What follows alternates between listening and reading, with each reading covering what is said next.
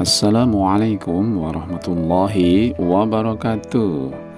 Alhamdulillah wassalatu wassalamu ala rasulillah wa ala alihi wa sahbihi wa mawala. Asyhadu an la ilaha illallah wahdahu la syarika lah wa asyhadu anna Muhammadan abduhu wa rasuluhu la nabiyya ba'dah. Faya ayyuhalladzina amanu ittaqullaha haqqa tuqatih wa la tamutunna illa wa antum muslimun. Ayyuhal mustami'un al-kiram wa musyahidun al-kiram rahimakumullah. Marilah kita berbincang-bincang kembali tentang ilmu-ilmu yang bermanfaat bagi kita. Alhamdulillah kita bisa bersua dengan sehat walafiat. Semua ini tidak lepas dari karunia Allah Subhanahu wa ta'ala. Semoga bincang-bincang kita ke depan ini ada manfaat dan hikmah yang bisa kita petik untuk kehidupan kita yang lebih baik. Baik, kita akan masuk tema yang akan kita bahas, yakni tentang hadis-hadis keutamaan sholat berjamaah. Hal ini kita nukilkan dari bincangsyariah.com, mana di sana disebutkan bahwa salah satu anjuran di dalam Islam adalah melaksanakan sholat berjamaah. Jadi sholat jamaah itu adalah suatu yang sangat dianjurkan, yang mana hukumnya adalah sunnah muakkadah.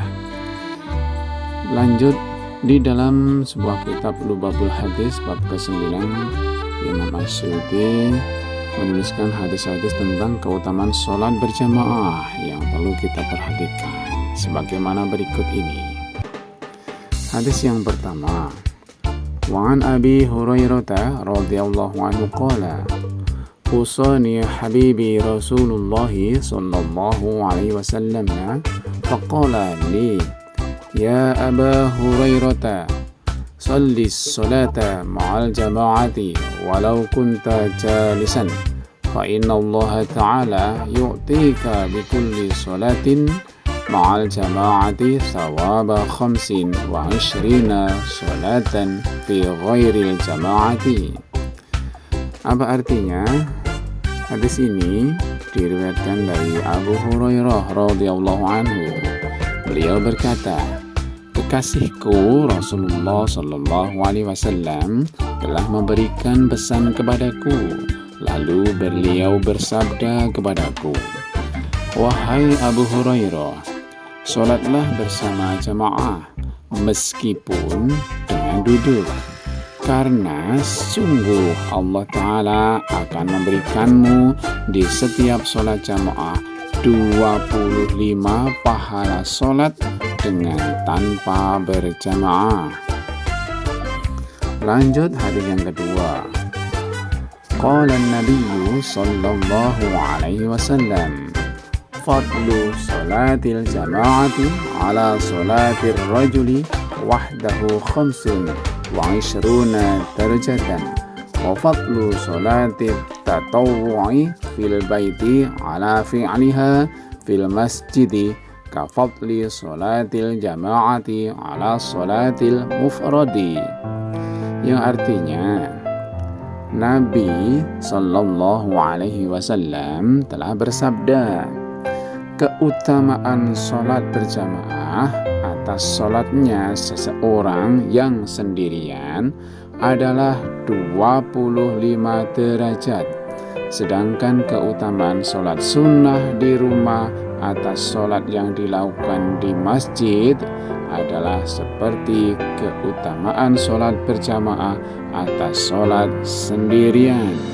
Hadis ini diriwayatkan oleh Ibnu As-Sakan dari Domroh dari bapaknya Habib. Lanjut hadis yang ketiga. Wa qala sallallahu alaihi wasallam salatul jama'ati tafdulu salatal fardhi bi 27 darajatan, yang artinya bahwa Nabi Shallallahu Alaihi Wasallam telah bersabda, sholat berjamaah lebih utama daripada sholat sendirian 27 derajat. Hadis ini diriwayatkan oleh Imam Malik, Imam Ahmad, Imam Al-Bukhari, Imam Muslim, Imam At-Tirmidzi, Imam Ibnu Majah, dan Imam An-Nasa'i dari sahabat Ibnu Umar radhiyallahu anhu. Lanjut, hadis berikutnya adalah hadis yang keempat.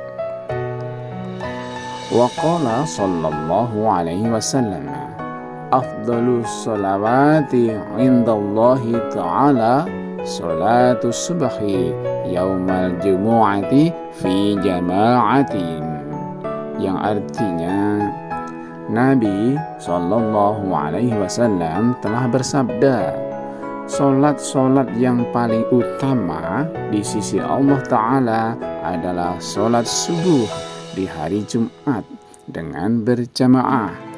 Hadis ini diriwayatkan oleh Imam Abu Nuaim dan Imam At-Tabrani dari sahabat Ibnu Umar radhiyallahu anhuma. Imam An-Nawawi Al-Bantani dalam kitab Tanqihul Qaul Al-Hadis mengutip pendapat Imam Al-Azizi yang mengatakan bahwa tingkatan yang paling kuat derajatnya di antara solat-solat jamaah setelah jamaah subuh di hari Jumat adalah solat subuh berjamaah di hari selain Jumat, kemudian jamaah di solat Isya, lalu jamaah di solat Asar, kemudian jamaah di solat Duhur, lalu di solat Maghrib.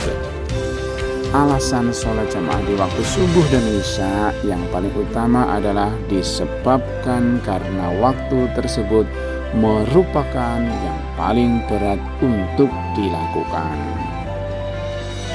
Lanjut hadis yang ke-5. Wa qala sallallahu alaihi wasallam, man shalla sholata subhi fil jama'ati thumma jalasa yadhkurullaha ta'ala hatta tatlu asyamsu kana lahu sitrun minan nari wa bari'a minan nar, yang artinya Nabi Muhammad sallallahu alaihi wasallam telah bersabda, siapa yang sholat subuh berjamaah lalu ia duduk berzikir kepada Allah sampai matahari terbit, maka baginya tertutup dan terbebas dari api neraka. Berdasarkan penelusuran kami, hadis ini belum kami temukan sanad dan perawinya. Begitupun dalam penjelasan Imam An-Nawawi Al-Bantani ketika mensyarah hadis ini tidak menyebutkan riwayat dan perawinya sebagaimana hadis-hadis lainnya. Namun demikian ini bagus untuk fadhailul amal, penyemangat ya. Lanjut ke hadis ke-6.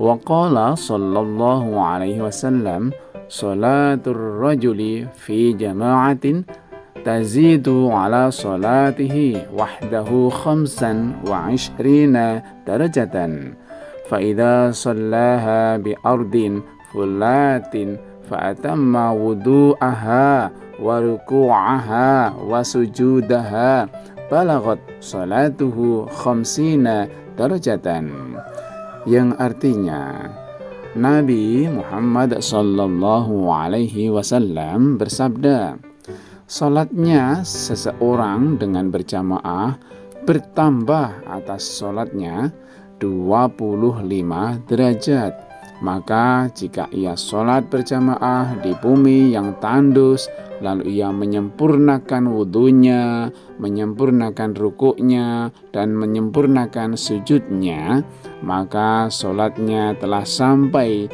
50 derajat. Hadis ini diriwayatkan oleh Imam Abu Ya'la, Imam Al-Hakim, dan Imam Ibnu Hibban dari Abu Sa'id Al-Khudri dengan sanad yang sahih. Lanjut hadis ke-7. Wa qala sallallahu alaihi wasallam, man adarakal jama'ata arba'ina yauman kataballahu lahu bara'atan minan nari wa bara'atan minan nifaq. Dari Nabi SAW, beliau telah bersabda, siapa yang melakukan sholat jamaah 40 hari, maka Allah telah menuliskan untuknya terbebas dari api neraka dan kemunafikan. Berdasarkan penelusuran kami, hadis ini belum kami temukan sanad dan perawinya. Begitupun dalam penjelasan Imam An-Nawawi Al-Bantani ketika mensyarah hadis ini tidak menyebutkan riwayat dan perawinya sebagaimana hadis-hadis yang lainnya. Lanjut hadis ke-8. Wa qala sallallahu alaihi wasallam, man shallal fardaini fil jama'ati dakhalal jannata bi ghairi hisab. Yang artinya, dan Nabi Muhammad SAW telah bersabda, siapa yang sholat subuh dan sholat asar dengan berjamaah, maka ia masuk surga dengan tanpa hisab. Berdasarkan penelusuran kami, hadis ini belum kami temukan sanad dan perawinya. Begitupun dalam penjelasan Imam An-Nawawi Al-Bantani ketika mensyarah hadis ini tidak menyebutkan riwayat dan perawinya sebagaimana hadis-hadis yang lainnya. Lanjut hadis yang ke-9. Wa qala sallallahu alaihi wasallam, man syahida salatal jama'ati kitaballahi ta'ala lahu zahiban wa raji'an asyra hasanatin wa maha anhu asyra sayyiatin wa rafa'alahu asyra darajatin. Yang artinya, Nabi Muhammad SAW telah bersabda, siapa yang menyaksikan sholat jamaah, maka Allah akan menuliskan baginya perginya dan pulangnya 10 kebaikan, dan Allah akan menghapus darinya 10 kejelekan-kejelekan, serta Allah akan mengangkat untuknya 10 derajat. Berdasarkan penelusuran kami, hadis ini belum kami temukan sanad dan perawinya. Begitupun dalam penjelasan Imam An-Nawawi Al-Bantani ketika mensyarah hadis ini tidak menyebutkan riwayat dan perawinya sebagaimana hadis-hadis yang lainnya. Lanjut hadis ke-10. Wa qala sallallahu alaihi wasallam, la salata li jaril masjidi illa fil masjidi. Yang artinya, Nabi Muhammad SAW telah bersabda, tidak sempurna salatnya bagi orang yang tinggal di dekat masjid kecuali di dalam masjid, yakni secara berjamaah. Hadis ini diriwayatkan oleh Imam Ad-Daruqutni dan Imam Al-Baihaqi dari sahabat Jabir dan sahabat Abu Hurairah radhiyallahu anhu. Lanjut hadis nomor ke-11. Wa qala sallallahu alaihi wasallam, salatul jama'ati rahmatun wa hiya khairun minat dunya wa ma fiha, wal jama'atu rahmatun wal firqatu azabun. Yang artinya, Nabi Muhammad SAW telah bersabda, sholat berjamaah itu suatu rahmat dan ia lebih baik daripada dunia dan seisinya, dan sholat berjamaah itu penyebab adanya rahmat, sedangkan pisah dari jamaah itu azab. Berdasarkan penelusuran kami, hadis ini belum kami temukan sanad dan perawinya. Begitupun dalam penjelasan Imam An-Nawawi Al-Bantani ketika mensyarah hadis ini tidak menyebutkan riwayat dan perawinya sebagaimana hadis-hadis lainnya. Ayyuhal mustami'un al-kiram, demikianlah hadis-hadis yang telah dijelaskan oleh Imam As-Suyuti tentang keutamaan sholat berjamaah di dalam kitabnya yang berjudul Lubabul Hadis, di mana di dalam kitab tersebut beliau menjelaskan 40 bab dan setiap bab beliau menuliskan 10 hadis. Namun pada bab ini beliau menyantumkan 11 hadis dengan tidak menyantumkan sanad untuk meringkas dan mempermudah orang.